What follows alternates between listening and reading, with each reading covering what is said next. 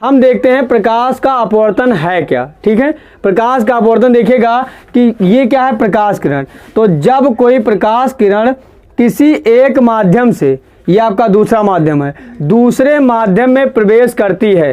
फिर से एक बार रिपीट करते हैं, जब कोई प्रकाश किरण अपने एक माध्यम देखिए माध्यम में प्रवेश करती है तो आप रुको जरा। ठीक है, देखिए जब कोई प्रकाश किरण किसी एक माध्यम से दूसरे माध्यम में प्रवेश करती है तो देखिएगा यहाँ पर भी देखिए दूसरे माध्यम में प्रवेश कर रही है।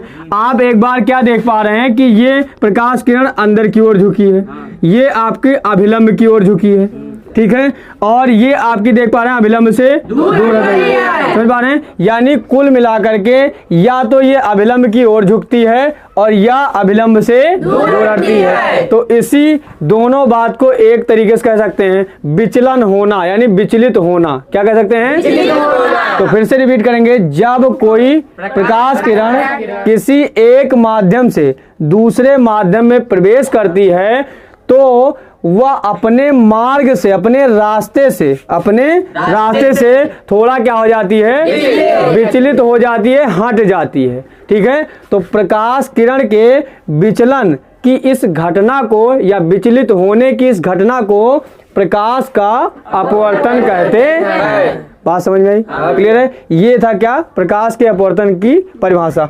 अब थोड़ा सा इसका नोट पॉइंट ध्यान दीजिएगा। क्या देखा गया कि जब विरल में से सघन माध्यम में जा रही है, कहाँ? विरल में से सघन माध्यम में जा रही है। जगह नहीं है, बैठ जाओ। देखिएगा यहाँ पर, देखिएगा विरल माध्यम से सघन माध्यम में जाती है। इधर आप क्या देख पा रहे हैं, सघन माध्यम से विरल माध्यम में जा रही है। तो आप देख पा रहे हैं कि जब विरल से सघन में जा रही है तो प्रकाश किरण क्या हो रही है, अभिलंब की ओर झुक रही है। ठीक है, और जब सघन से विरल में जा रही है तो ये अभिलंब से दूर हट रही है। तो नोट पॉइंट क्या ध्यान रखेंगे, जब कोई प्रकाश किरण क्या होगी, विरल से सघन में जाएगी, विरल से सघन में जाएगी। लगे रहो।